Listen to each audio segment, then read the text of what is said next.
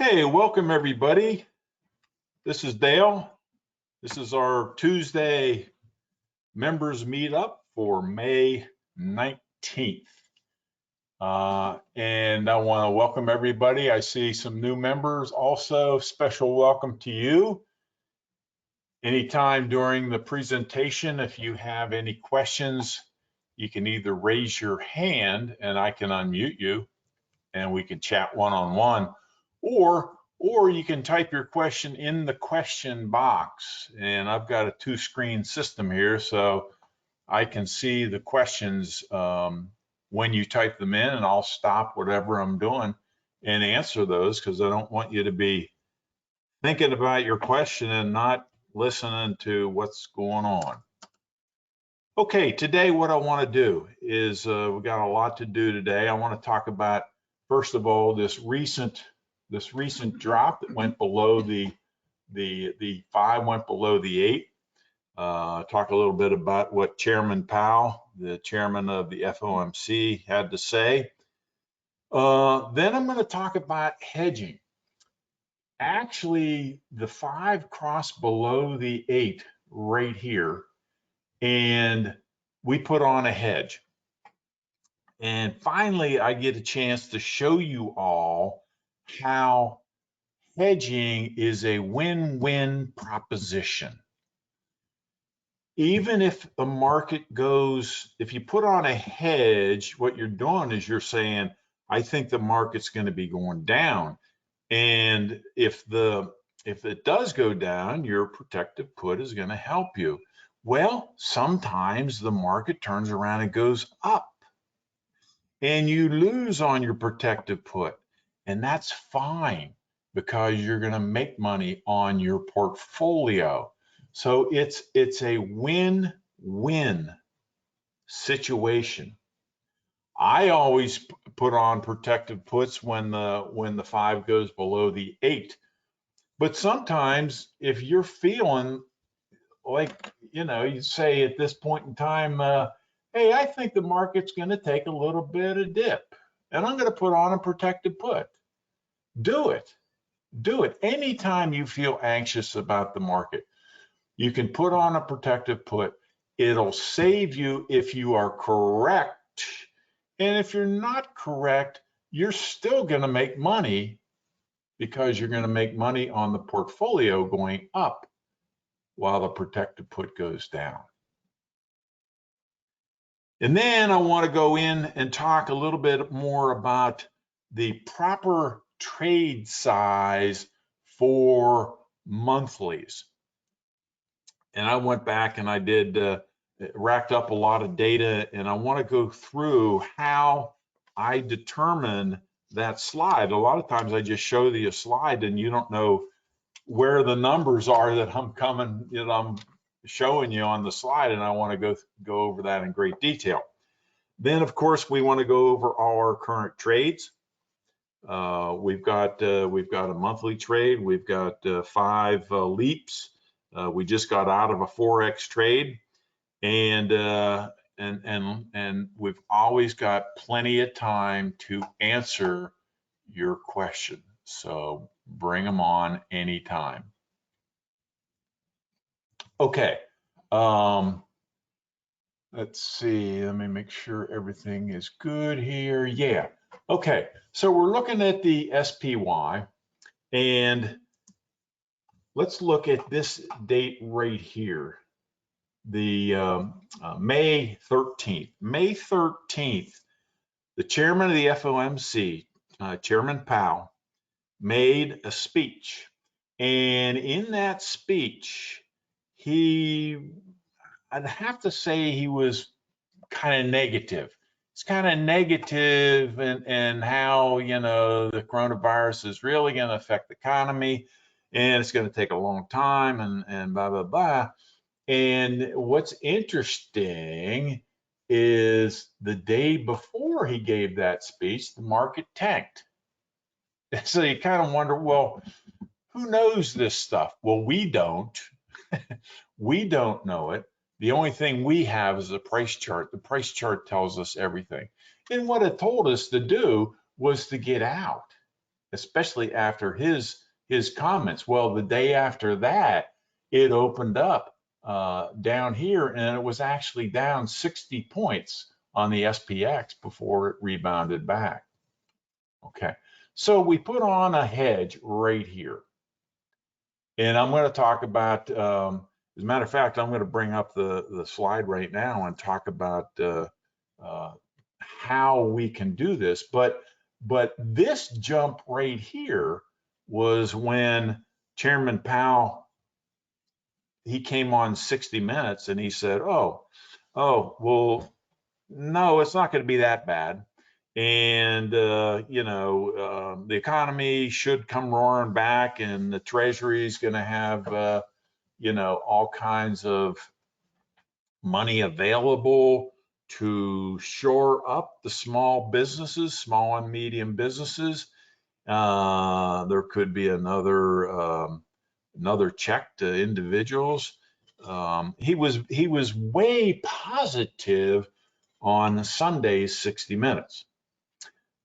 He did caution that if there's a second wave, it could be a longer recovery, and it probably won't be a full recovery until we have a vaccine and people's confidence is back up to the level where they're willing to go into a restaurant, they're willing to go into a store. But in any effect, this little portion right here was all about the chairman of the FOMC. He caused all this.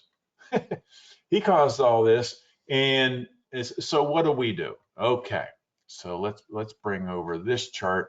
And I've been waiting for a time where I can talk about this. Let's assume we have a $100,000 portfolio, and remember, these numbers can be any numbers you have, and you just substitute them in. But let's say you have a $100,000 portfolio, and on May 13th, when the 5 crossed below the 8, okay, the SPY was at 284.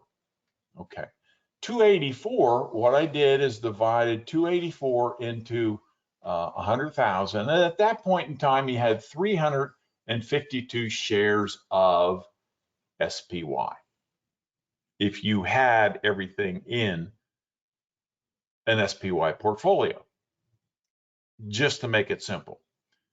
Okay, so what we want to do is we want to put on a hedge. So on 5/13, we want to buy 4. I always round up. This is 352. I round up and I bought 4 3 January 284 puts. Now, this was 3 January or June was about a month out, and that's what we always want to do. We always want to get a protected put about a month out. And at that point in time, it was valued at $8.07. Well, you say, well, that's pretty heavy duty. 4 times $807 was $3,228 if it expires worthless, or 3.2% for insurance. We're never going to let it expire worthless. Never.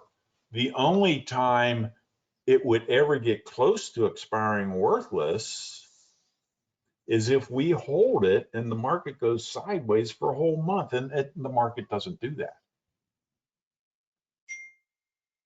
So the key point here is that when we do buy the protective put, we're doing it at the money about a month out. And at that point in time, the delta is right around 50 or 0.5, which means for every dollar your portfolio moves, the protective put will move 50 cents. Okay, that's what delta is. All right. Now, what's nice about this is you basically have half of your portfolio protected from the get-go. Then if it continues to drop, that delta increases till finally it gets to 1 and you've got 1-to-1 coverage. So the more the market would drop, the better off your protection is. And that's a beautiful thing. Now, let's say the market goes back up. Well, the delta is going to start shrinking, which means you're going to get less and less movement of your option versus your portfolio. So in this particular case, the market did jump up and the 5 now crossed above the 8. Well, just 2 days earlier, it crossed below the 8. We put on a protected put. Now the market has crossed above the 8. The 5 has crossed above the 8. Now we want to take it off. Okay, so on 5/18, we want to sell, and we took a pretty good hit. It went from $8.07 to $2.85. But look at the delta. Look at the delta, okay? The delta had dropped because your protective put had dropped in price. Okay, so originally we bought at 807, we sold at 285 times 100. We had 4 of them. We took a $2,088 loss on the put. Okay, now how did our portfolio do? We had 352 shares of SPY. Now the SPY is at 294. It was 284 back here. It's now 294. Our portfolio, our $100,000 portfolio, is now worth 103,488. Minus the protective put. So we made money on our portfolio, even though we had a protective put. The market did not go down. If it would have, we were protected. The market actually went back up. We made money, not as much as we could have. We could have made 103. We made 1014. That's a win-win situation, okay? Here's where we started. Here's where the protective put we put on. We lost on the protective put, but we made money on the overall portfolio because our portfolio increased in size. It went from 284 to 294. And that balances that. Actually, we made more money there than we lost on a protective put. So when you put on protection, you're protecting yourself against the downside. But if it goes against you, your portfolio is going to go faster than your protective put because of the delta. Hedging is the best thing that I ever learned. The protective put is the best thing I ever learned. There's not many people that know about the protective put.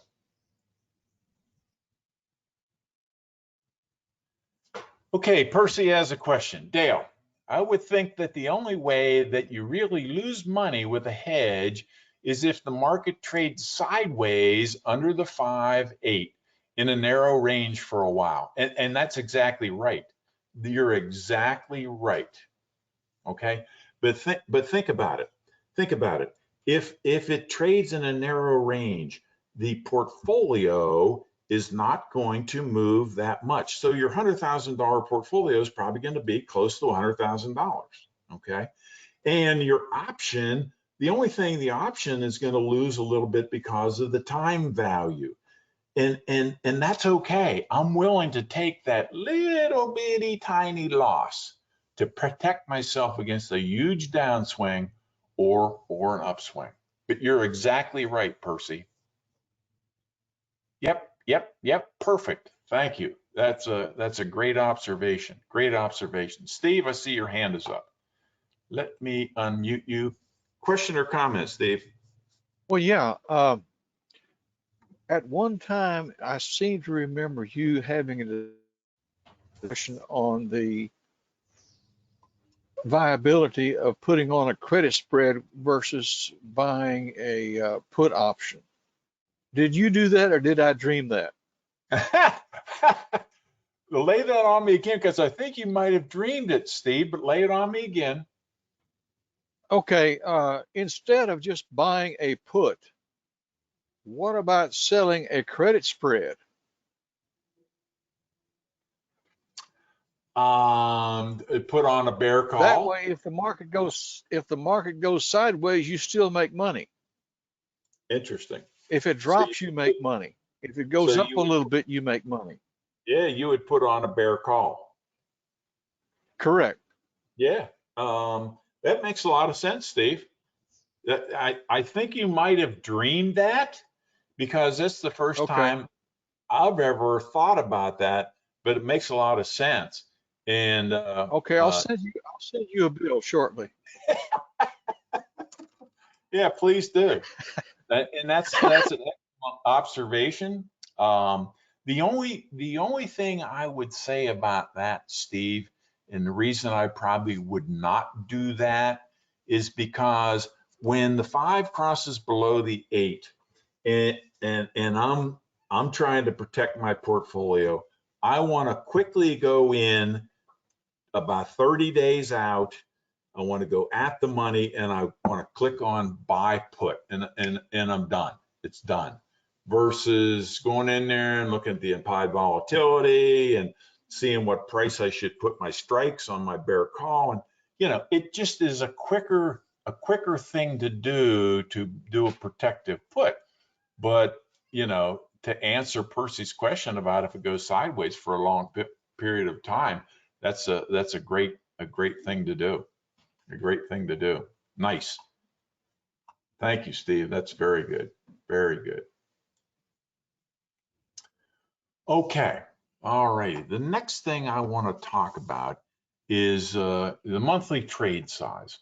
And a lot of times I go over this, and maybe I don't spend enough time explaining this, but let me just go over this real quick for everybody.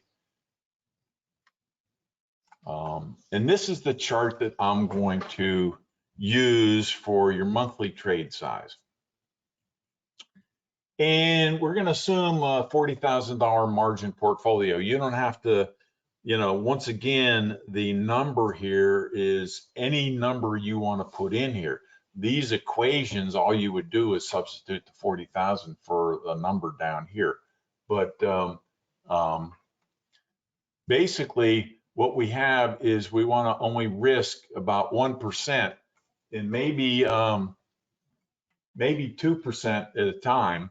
So for this, I said I'm going to risk 2% per trade.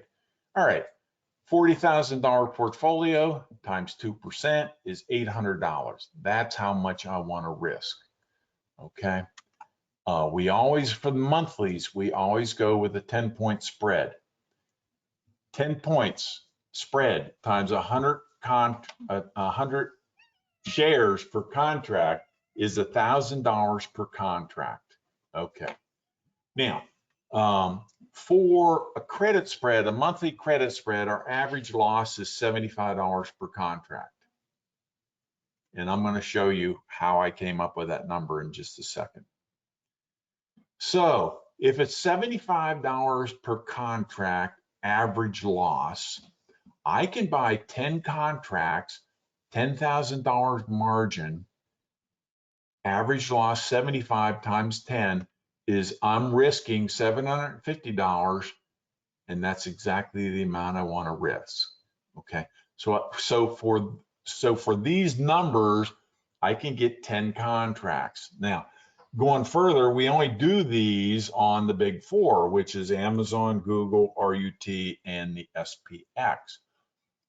So you have maximum of 4 trades. Usually it's only about 2 or 3. Right now we only have 1 on Google. But if you had 3 trades, even if you had 1 on all 4, that's 4 times 10,000. It's 40,000, and that's what you've got to spend. And that's how you figure this out. Now, let me go into explaining what this number is. Average loss, $75 per contract. And let me pull this guy up. Okay, this is the amount of money we either made or lost on credit spreads since we started doing this back in December 14th of 2016. So these are all the trades we've made, what we won and what we lost. The average win is 83 cents. The average loss is 73 cents. That doesn't look all that hot, okay? Look at this. Average win is 78.4% of the time. Average loss is only 21.6% of the time. Okay. These are the numbers now that I'm going to use to go into a little bit more detail. See this average loss, 73 cents, okay? That's $75. Every time we have a loss of $75 per contract, okay? A contract is worth $1,000. The average loss is going to be 75, okay? That's how we came up with this number right here. And to make it easy, I used to say, well, you know, when it gets to be around 6% of margin, that's my uncle point, and that's where I'm going to get out. Well, and I kind of use that as a rule of thumb, but since then we've started to look at when the 5 crosses the 8 and got a measured move going against it, blah blah blah, and the average loss is $75 per contract, and that's how I come up with this number. Okay. And let me go over this again. 2% of $40,000 is $800. That's the amount you can risk. It's $1,000 per monthly credit spread contract. The average loss is $75 per contract. With 10 contracts, $10,000 margin, the average loss is $750. That's how much we're willing to risk. We're only going to use the big 4, and we've got enough money in that margin portfolio to take care of that. Now, let me show you one other chart that I had. And that is based on the numbers I just showed you, going all the way back to December 14th, 2016. Well, that'd be a lot of data, wouldn't it? I just went with a very small trading account, $5,000. And I'm going to trade $1,000 per monthly or one contract, okay? There were 88 trades. This is the equation we're all familiar with, and that is the expected return per trade. This was taught to me by Dr. Van Tharp, who wrote the book. What was that book that he wrote? Well, let me see if I can find it here. Trade Your Way to Financial Freedom. Trade Your Way to Financial Freedom. And this is how you figure out a positive expectation strategy. You take the profitable percent times the reward minus the losing percent times the risk times the trade size. All right. Our winning percent is 78.4. I showed you that on all the trades, okay, on that last chart I showed you. The losing percent was 21.6. When we win, we make $83. When we lose $75. This is per contract, or every time we make a trade, every time we put on a contract in a monthly, we're going to make $50 every time we do it. That doesn't mean that every time you do it, you're going to do that. It's over the long run. That's how much you can expect to make. So the expected return per year is that $50.70 times what I did is I took the 88 trades and figured what was the average number of trades per year, and that's 25. And that comes out to be about $1,200, close to $1,300 per year, which is a 25% return on this little bit of money up here, trade account. Now, you go ahead and put these numbers to wherever you want, and calculate it through. But this is a rock solid strategy based on data from close to 3.5 years. And that's the kind of data you get when you keep a journal. Okay. Now you remember that I'm a professional, and these are my trades. Your trades might not be quite like that. Sometimes I'm in a little bit longer than you are, and so forth, but it's gonna be close to that. It's gonna take you a while to master it, but it's there. It's there. Okay. All righty. Now, let me see if I have any questions here for the time being. Laura says, when you talk about a $100,000 portfolio, are you referring to $100,000 worth of SPY? No, Laura. I'm talking about a $100,000 portfolio. This can be stocks that you have in your IRA, your 401k, anything. It's the value. It's the value of your portfolio. When I show you those hedging charts, I just say it's fully invested in the SPY, just to make it simple. Okay. But the way you want to do it is to figure out how many options or protective puts you want to buy. What you want to do is you want to take the price of the SPY, divide it into your portfolio. That's going to tell you how many shares you have, and then you want to buy the number of contracts to protect those shares. Okay? Good question. Good question. All righty. Good deal. Let's see. Laura says, okay, I think I would like to add SPY. I would like to add SPY to my portfolio because of the dividends. The thing is, with the SPY, you don't get dividends. That's the only thing. You get a very diversified portfolio. You've got 500 stocks, so you don't really have to worry too much about earnings and so forth. But unfortunately, it is an ETF, and you do not get dividends. You get diversification, which in my mind is worth way more than dividends.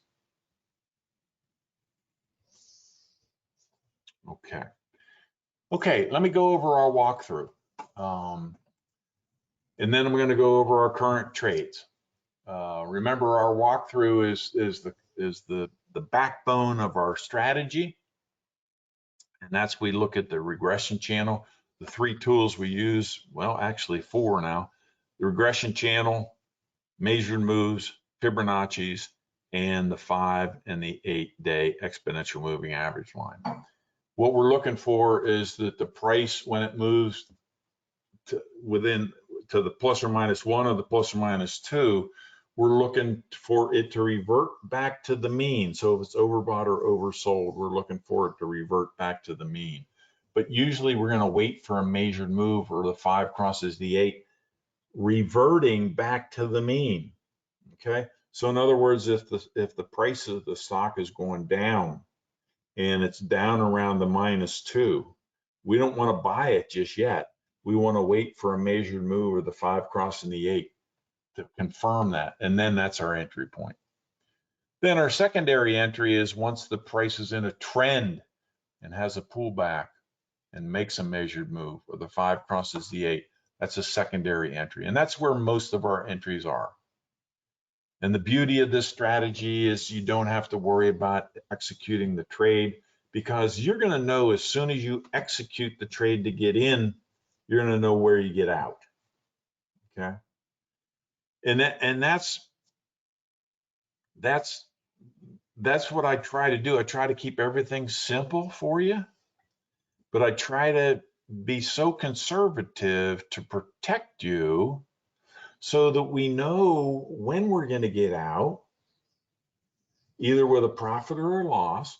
We know if the market starts going against this, the downside, we're going to hedge. There's all kinds of things in our strategy that just protect us so that we can just concentrate on executing the trades. Now, the first thing is if we have a measure move opposite the trade or the 5 crosses below the 8 or above the 8, it's an immediate exit. The other is to let your profits run to where the Fibonacci's are either the 127 or the 161. And that reminds me, on Thursday this week, I sent out an email to everybody here. I'm going to be giving a free webinar through Investors Inspiration. And what I'm going to be talking about is the importance of the exit of the trade. And I'm going to be talking, actually, I'm going to show you 3 trades that I made with throwing a dart at the chart, and that was my entry point, and they all ended up profitable because I knew when to exit. So I'd like everybody to come on board to that. That's Thursday, and I'm the first speaker, so I'm on at 11. I'm on at 11. Okay. Okay, let's see. Okay, let's take a peek at Google. Let's go over to our Google chart. And here's Google. We got in with a bull put 19 June, where we sold the 1250 and bought the 1240. And you can see it came down. The 5 never crossed below the 8. It bounced off and it's pushing back up. It hasn't made another measured move yet. But here's the last Fibonacci based on this measured move. And I'm thinking it's got a chance to get that to that point. It would be below the +2 and below the previous high. Previous high gives you a lot of resistance. And I just think Google might be heading up around here. Everything looks like it is. We're in a profitable position on Google, and we're just letting it run. Okay, let me go over here. Well, let's just take a peek at Amazon. Amazon looks like it might make a measured move, but not quite yet. Not quite yet. The 5 has crossed over the 8, but it hasn't made a measured move. Now, the thing about Amazon is if I look at the more long-term chart, it's bumping up against resistance in the +2, and I would probably hold off on the trade on a bull put on Amazon at this point. Taking a look at the RUT. The RUT looks like it's about ready to make a measured move. Remember, this one, if it goes above here, that's not a measured move, because remember the measured move came up here and there was a high, okay? Then it came down, pulled back, it made a lower low right here. That's a measured move to the downside, okay? Now what do we need? We need it to come up, come down, and then make a measured move or a higher high, or go above this high right here. And that would be a continuation of another measured move to the upside. So we're holding on the RUT. The SPX is different. There's a high, there's a high, there's a high, and it's sitting right there. Is it going to push through? Is it going to push through? Well, the 5's over the 8. The 5's over the 8. I don't know. I don't know whether it's going to have enough strength to push through here. We'll watch that closely. Okay, CMI, we have a bear call on CMI, and yes, indeed, it did. The 5 did cross over the 8 here the other day. However, this is not a major move to the upside, so I'm holding on to CMI for a while. Here's where we have the bear call, and I think we're in good shape on CMI. CMI, when I got in, it didn't have great open interest, as Fred pointed out to me. And yes, Steve, it's 11 o'clock Eastern time. I'm sorry, 11 o'clock Eastern time is when that Investors Inspiration webinar will be. Yeah, CMI didn't have the greatest open interest, and one of the problems with, but I went in and got it because one of the legs had over 100, and the other one was slightly below. But one of the problems you have with open interest is you don't have that liquidity, and sometimes if you have a small open interest, you have a small number of people that can influence the market greatly. So, like this move the other day was not that big of a move, but the people pushed it, and we're in a losing position on CMI, but I'm still holding on to it because I think we're fine.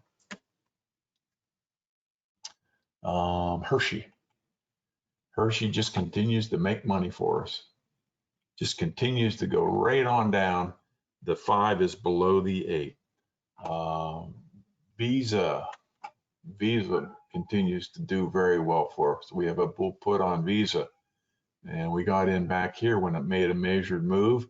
It pulled back, but the 5 never went below the 8. It pushed back up, made another measured move, and now Visa is well, let's just see where we might think about taking some profits here. Let's go and look at the fibs. Let's go all the way down to this low. I'm up here to the intermediate high. There's the higher low, and interesting. Yeah, this is right about where I would think I'd want to take profits on Visa, right around this area. And the fibs tell me that's true. And we can always do two measured moves. If you have 2 measured moves, you can do 2 fibs, and you always look for it to cluster. And I would say that's a good cluster.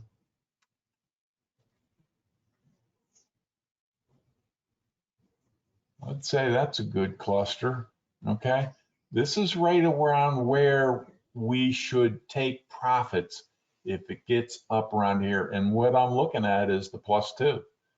That's our profit point for Visa. Okay, we have a bear call on J&J, and J&J, the 5's back below the 8, so it has another drop there. You can see how far up we are with our bear call. We have the 18 September where we sold the 165 and bought the 175. And then the last one we have is Costco, which went against us today, but the 5 hasn't crossed up over, and look how far away we are here. So I'm going to let Costco go for a while. Okay. Let's just take a look at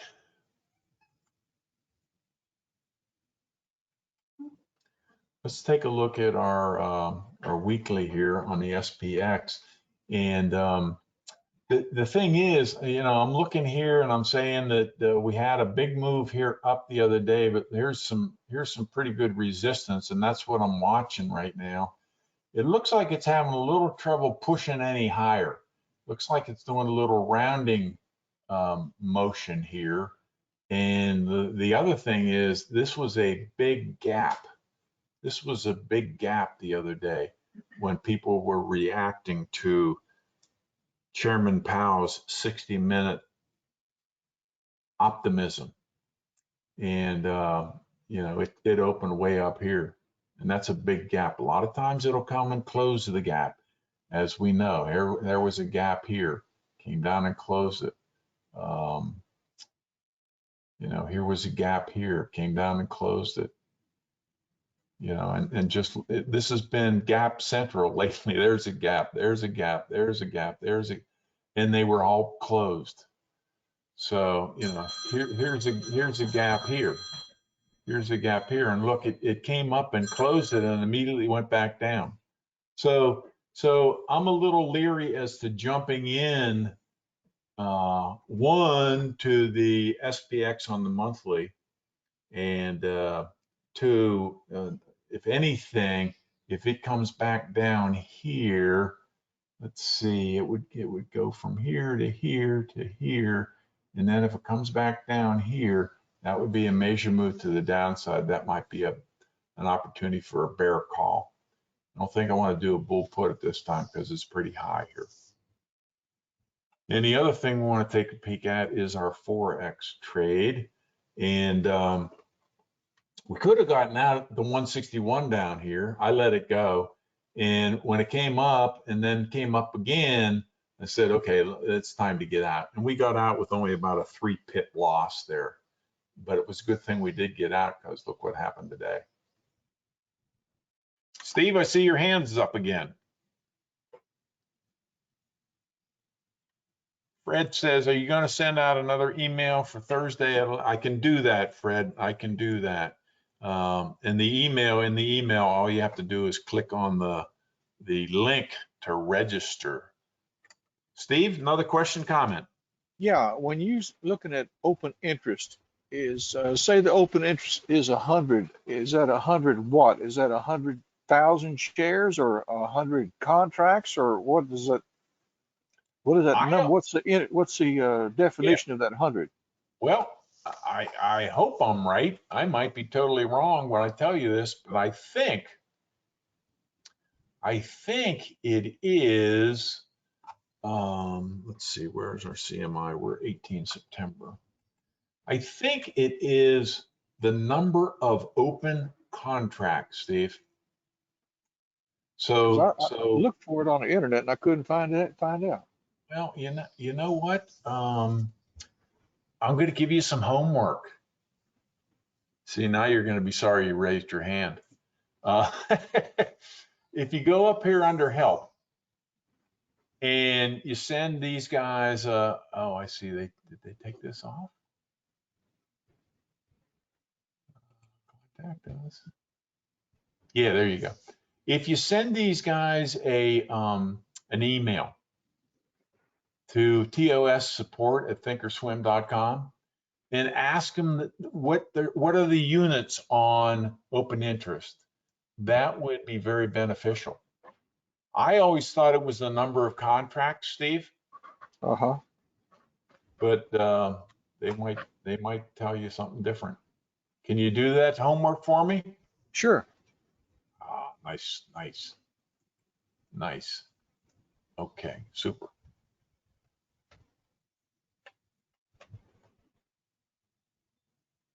Okay, good deal.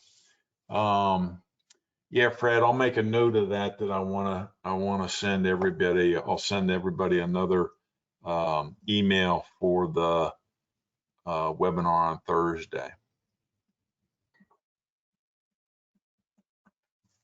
Okay. All righty. Let's see. Talked about months of time. Talked about hedging. Talked about. All righty. Good deal.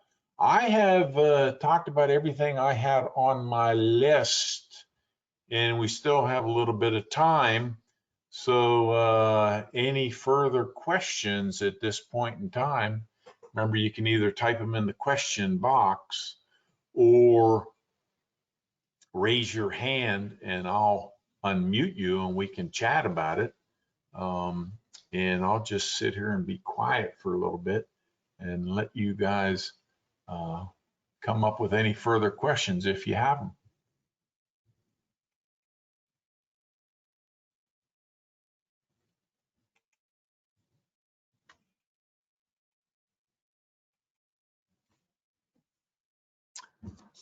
Okay, Doug saying, review the CMI bear call. Be glad to, Doug. Okay, okay. Let's go over here to CMI and take a look at this. And what we saw here was it came up. This was a major move to the upside. It came down. It came up. It made a lower high. Okay, lower high. And then right here, it made a lower low.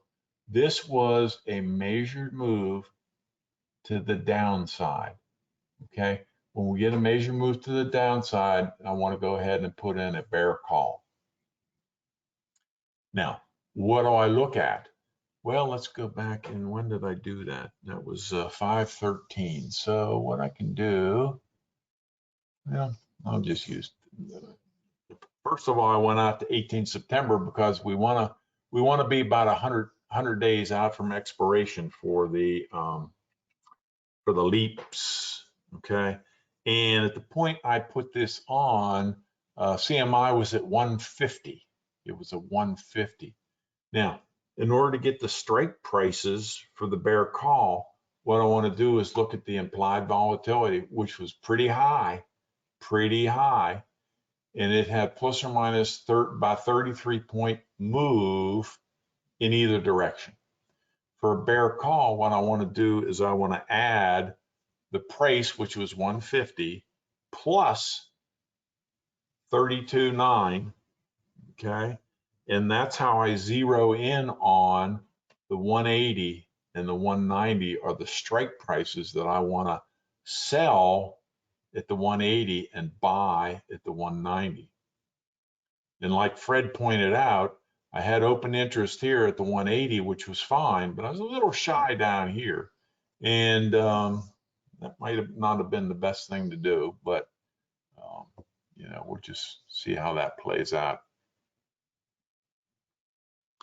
So anyhow, once you put that on, Doug, you can just go ahead and click here and sell.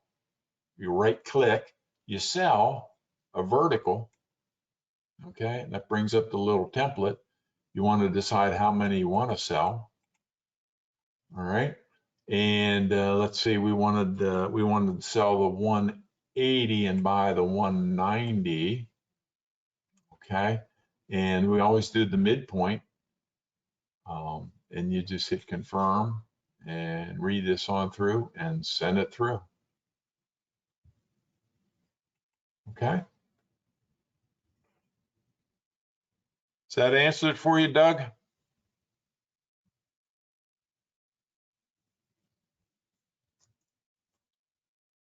Okay, good deal. Fred says, on a hedge, do you buy in the money or out of the money put on SPX?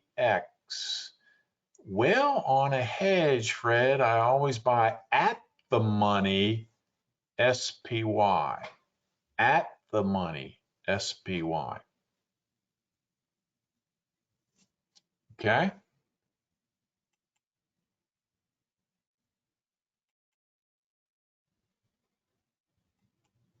Because remember, we're the SPY. You could use SPX.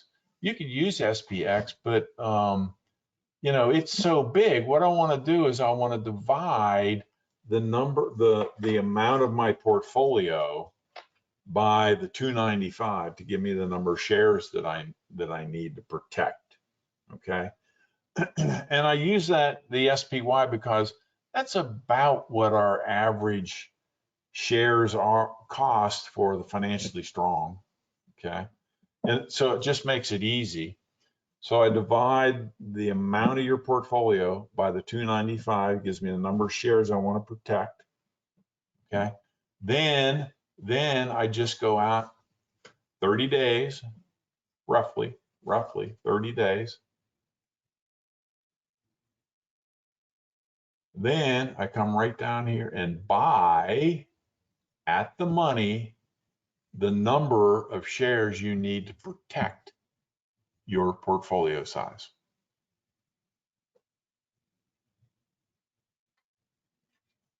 Okay. Yeah, Doug. Doug says, I'm still in the bear call on CMI. Are you? Yep, I sure am. I sure am.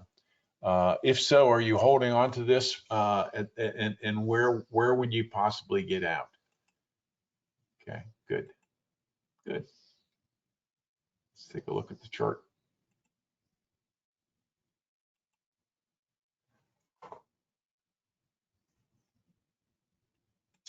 Okay, at this point, the 5 had crossed over the 8, but in order for it to be a continuation measured move, it would have to go up to here. So I might think about that this, as long as it stays below this point here, I'm going to stay in. And I can always come down here and create an alert and say at or above, let me know. Okay. That would be to take a loss on this one. The other thing is, because we are in a losing position, if we get a couple of nice down days, I might just exit this. But CMI, we're in CMI, and I'll definitely send out an alert, Doug, when I get out. Okay.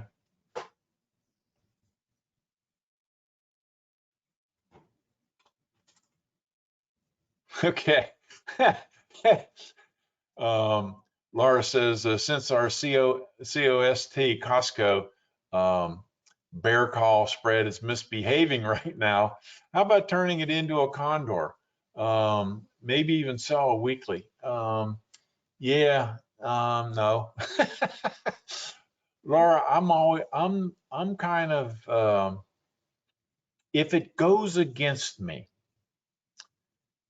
and I'm either going to get out or I'm going to stay in. Okay. And with Costco, I'm staying in. With CMI, I'm staying in for a while. All right. I'm not going, and I know a lot of quote unquote gurus teach adjustments and teach, putting on the other side of it. But in my mind, I never want to throw good money after bad. And if it goes against me, I'm going to get out. That's all I do. Just keep it simple. Just get out. Okay. Percy says, during the big decline in March, did you get out of the SPY completely at some point, or did you leave the hedge on? What do you think, Percy? What do you think?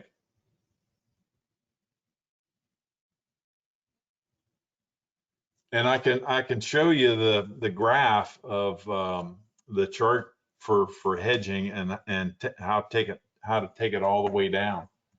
How to take it all the way down. But that being said, let's go back and take a peek at the hedging. And right around here, it was good to go out a little further than that month. But then when it came down to the 161, I got out. I sold the hedge when it came down to the 161.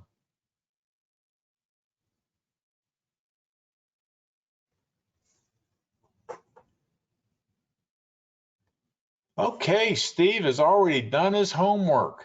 Open interest is the number of contracts held by traders in active positions ready to be traded. Okay, okay. That's very good, Steve. Thanks. That's what I thought it was. And that indeed is what it is. Fred, I see your hand is up. Do you have a question, Fred? Let me unmute you. Question or comment, Fred? Yeah, I made a mistake on. I knew you buy go the SPY rather than the SPX. My question was, put a option chart back up on your screen. Okay. Any option, it doesn't make any difference. Put any screen up. Well, we'll just use the SPY. All right. Now go to in the money right here. Now over here, you see it. Let's say it's gonna. Okay. All right, now you say you're getting one in the money No, at the or money, out of the money. That was my question. at the money, Which one do you buy? at The the money. put? You buy the put. Show me which one would you buy, the 940? I mean, That one right there. The 295. all right, See because that? is that the first one? Now on my screen, that's the one that starts right before it turns orange. Correct, correct. So you See buy the, the see, one before it goes out of in the money. yeah, I see what you're Okay. saying, Fred. It really doesn't matter if the first thing to do is look at the current price of the SPY. I That's understand. 295. Okay. Yeah. So 295 in this case is right at the money. So that's the one I Okay. would buy. Yeah. Okay. And if Now, it hadn't have been $2, if it had been 294, you'd have bought the other one probably. you got it. Okay. That's exactly right. Yep, That's what that's I exactly. wanted to know, and I appreciate it. Thank you. Yeah, sure. Now, the SPY, the other nice thing about the SPY is you got a wide range of, so you can really zero in on where is it right at the Yeah. money. And that gives you, and look, here's the delta, and the delta is right about half. Yeah. And that's what you want. So it's going to cost you $8.90 per contract. Yes. Okay. Yep.